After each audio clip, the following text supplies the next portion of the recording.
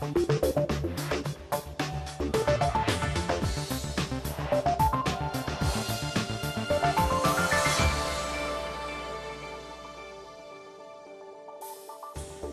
and welcome to the programme. I'm Nima Abouardin. We're at Zayed University in the United Arab Emirates. Now, campuses like this are springing up across this region as governments look to equip their nationals with skills for the future. But can they build knowledge economies from the profits of oil and gas? We'll be finding out. Also coming up this week, the skills gap. We speak to the UAE's Higher Education Minister about the contribution of foreign workers to the country's economic growth. Library lessons, how one woman is creating a business out of lending books. But what's the return? It's their laughter, their enthusiasm, which I find is my profit. From airline dispute to diplomatic row, why relations between the UAE and Canada have hit an all-time low. And money from nothing, how one recycling plant is turning a profit from our household waste.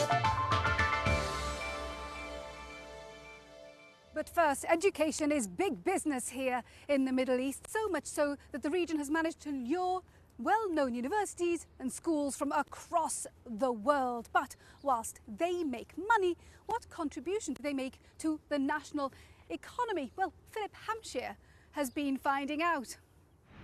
With its older buildings, oases and green promenades, Al Ain is a cultural hotspot in the UAE. But it's also at the forefront of the country's fight to convert from being an oil exporter to a so-called knowledge-based economy. Al Ain is home to the United Arab Emirates University, the oldest in the country.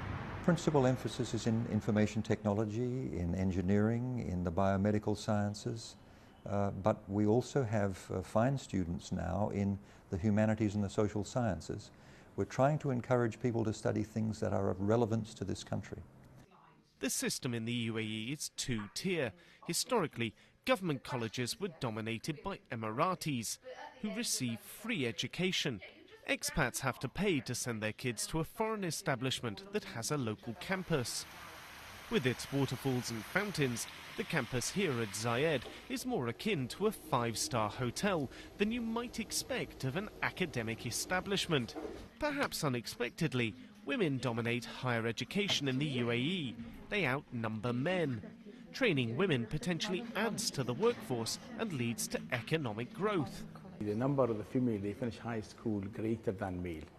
The reason is a lot of males, they leave school early days and they attend work or career in the police and in armed forces, or they go overseas, they do their own education. So you see always in higher education institutions in the Emirates, 3 to 1, 3 women to 1 man.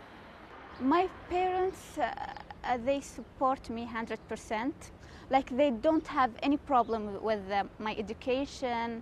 Even if I traveled abroad or worked as any work that I like, they don't have problem. They support me. But still, at the moment there are few foreigners here walking the university's intimately manicured grounds. The majority of expats pay fees to send their children to the local branches of places like the University of West Dulwich or Boston Dental College. Not all foreign institutions to come to Dubai have been able to compete in the fierce market. Some universities have come and others have gone. It's a competitive marketplace for students, and we think that's the right approach, and the best ones will survive. I'm pleased to tell you that Zayed University has been growing by 15 to 18% every year. Of course, all this focus on engineering, business and science does leave some time for creativity.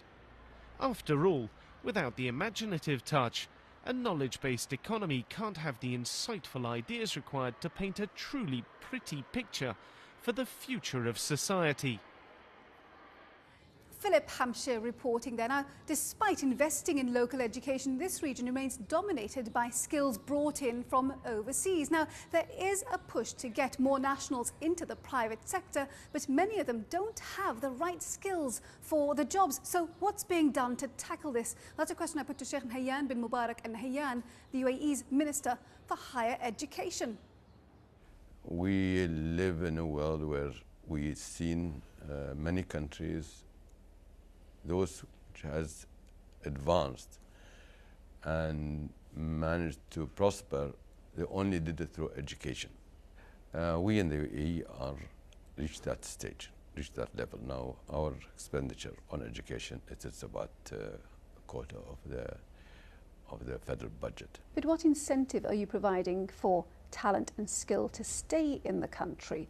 For example, what about the right to reside or citizenship for those who graduate here? There are some countries who do grant nationality to those who are creative, innovative, and perform well academically, consistent with the aspirations of the UAE, and on the understanding and acceptance of all these nationalities here is not difficult to consider that to incentivize, it should be considered. And how does the business model work? You have homegrown brands, Sharjah University, you've also got INSEAD here and American universities. How does it work? Do they franchise out their names to you for a fixed amount of time? We appreciate and we take into consideration our policies and our strategy,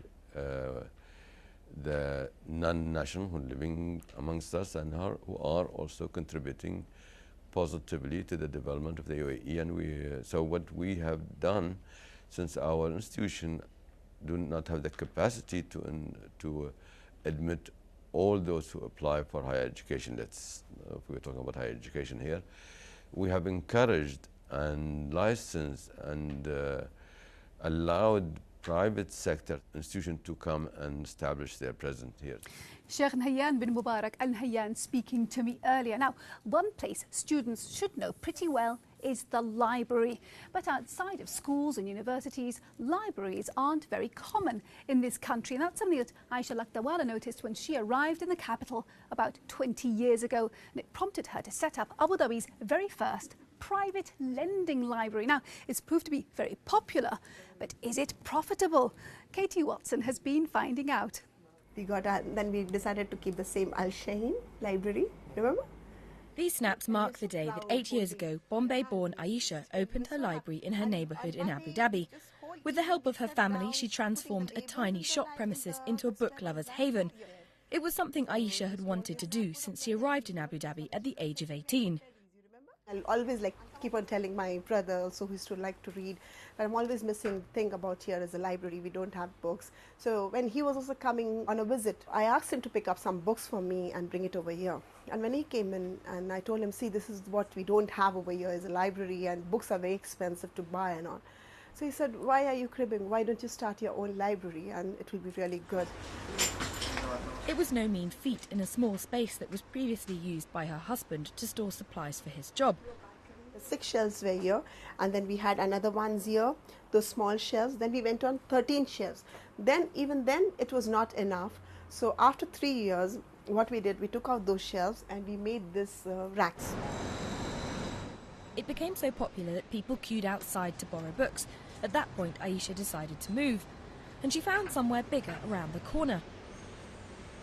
It's something of an achievement for Aisha, but it's not been without its challenges, especially when trying to get the local authorities on board. First of all, they wouldn't understand what I'm trying to ask. When they said, oh, it's what you want is a stationery shop. I said, no, I want a library. It's not a stationery shop. So the word was new to them. But then they said, okay, a video library. No, I wanted a book library. And there was this one nice gentleman, being Indian, he spoke to me. He said, why you want to spend your money on opening this business? You can open a saloon or something like that where it gives you more money. Why you want to do that? So I said, no, it's me, I really want to do that. I like books and I would be more comfortable with books and reading them and all. So it really took me some time to convince them and to start it and do it. And ultimately I got the license. Aisha's built up her membership and now has about 500 members.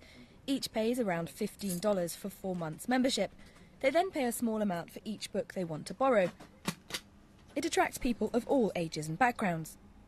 It's called library, but it doesn't really fit the bill in the sense that I understand libraries, but it does fit the bill in terms of being able to get books. There are many books, a lot of them I can find over here. My favorite books, I like Nancy Drew and I like Sweet Valley. Actually, the only place apart from this is my school library, but there you get very few books. Like you can take only one once a week. During exams you cannot take. The time limit also is less. One of the challenges Aisha faced was getting people to return their books. Missing books added to her costs, but she's been reluctant to put up prices. She doesn't want to drive people away who are desperate for reading material. That's come at a cost for her business, but she doesn't see it as such. The business is running in loss, but it's not a loss because the library is always like people are coming in and out. It's not sort of a dull business. It is a lively business, though it is not profit making, but I do meet a lot of friends and I meet people and I meet children, and it's their laughter, their enthusiasm, which I find is my profit. Lucky for Aisha, her day job and her husband help pay the annual rent of $8,000. Aisha's library may be a first for Abu Dhabi, but she's still learning how to translate the fund she has into a financially viable library for more people to enjoy. Okay, we have got a new member. Katie Watson reporting from Abu Dhabi there. Right, we're going to take a short break now. When we come back, turning cans into cash, how recycling is turning a profit in the Emirates.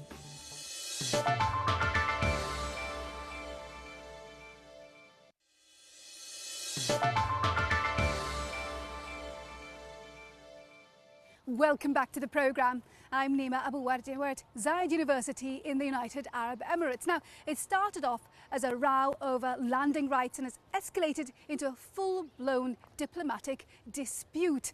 From this week, Canadian citizens wanting to visit the UAE will have to pay $1,000 for a 6-month visa. The move is seen as retaliatory action because Canada refused to allow Emirates and Etihad, the UAE's 2 major airlines, more landing slots in the country.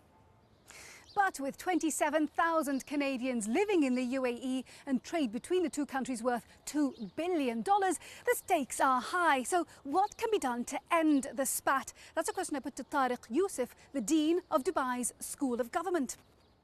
Most importantly, I think both sides need to get back to the negotiating table.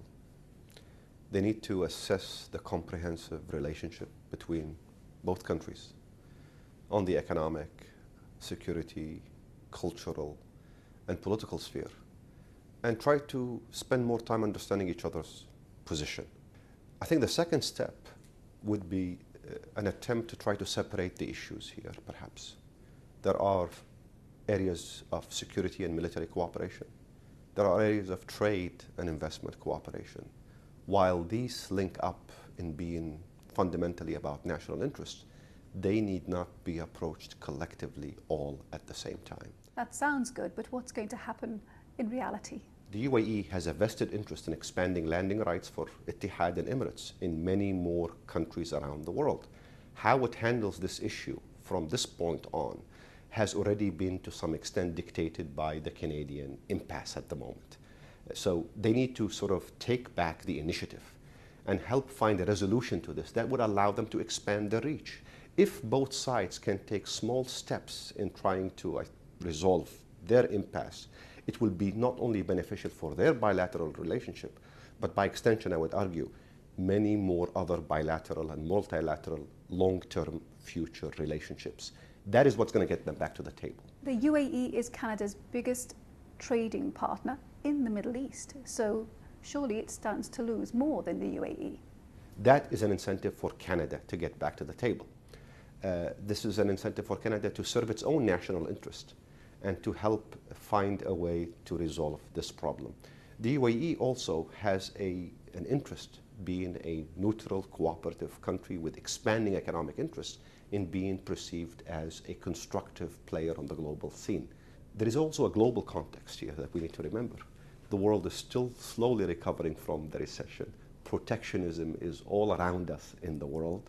National interests and economic interests are being fused.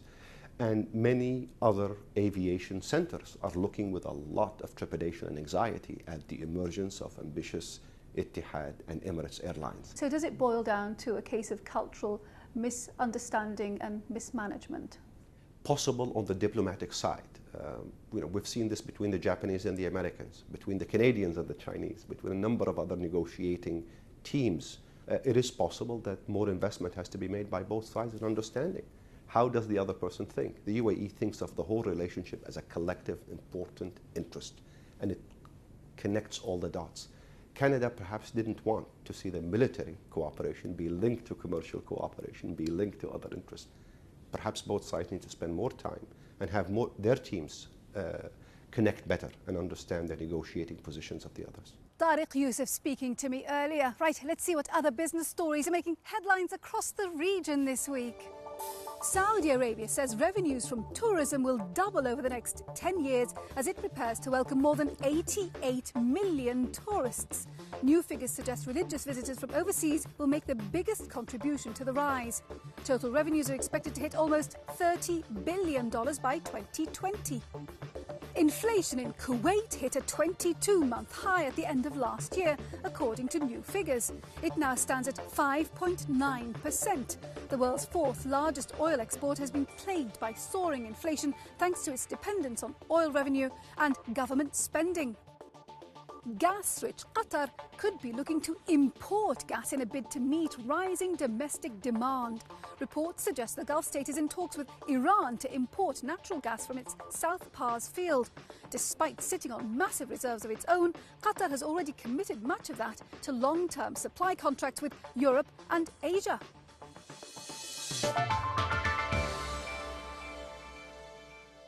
Now, Sharjah is often seen as the poor relation to its flashier neighbour, Dubai.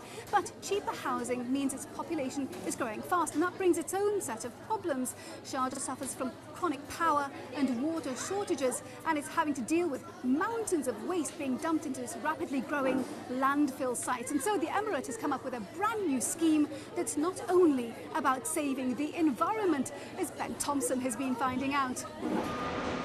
This is the first delivery of the day, just one of more than 300 trucks that will come here today, packed with household waste and rubbish from Sharjah and the surrounding towns. Before this plant was built, all of this would end up in landfill, a vast, sprawling site just down the road. But with that now close to capacity, they built this. It's a partnership between the government and the private sector, and it seems their investment is already paying off. In just one day, the site sorts through 40,000 tonnes of rubbish, and what's dumped here ends up here. The rotting waste and stifling Gulf heat make a pungent combination, but nonetheless, most of the work here is done by hand. The workers sort through bags of rubbish, picking out anything that can be recycled. It's a tedious and time-consuming process. Given the reality of the type of waste that we receive here, manual sorting gives us more accuracy than automated sorting. And then the business reality in the market is that labor rates are much lower here than they are in the West. As a result, the capital investment in an automated system doesn't always make sense in the region. So what we tried to do was create a system that works well for the region. Some mechanized sorting mixed with manual sorting to get the most out of the waste, divert the maximum amount from landfill while being as economically responsible as we can. And that's the key. Whilst it might help the environment, it can also be lucrative. The recycled cans and bottles end up here. Cleaned and crushed cans sell for around $1,200 a tonne. Plastic bottles can fetch around $500. There's a global market actually for post-consumer commodities, and they sell literally like regular commodities do. The trading prices vary based on commodity trends, and post-consumer products go up and down in value, but there is a post-consumer market for pretty much all different types of recyclable material. You want what's called a closed loop. A material comes into the market and it never leaves again. It just cycles around and around. That simply means there's going to be less waste going to landfill. There's going to be more lower cost raw materials going into production. It's better for everybody. And it's also better for the profits. If the firm can keep down the cost of retrieving this waste, it stands to make money.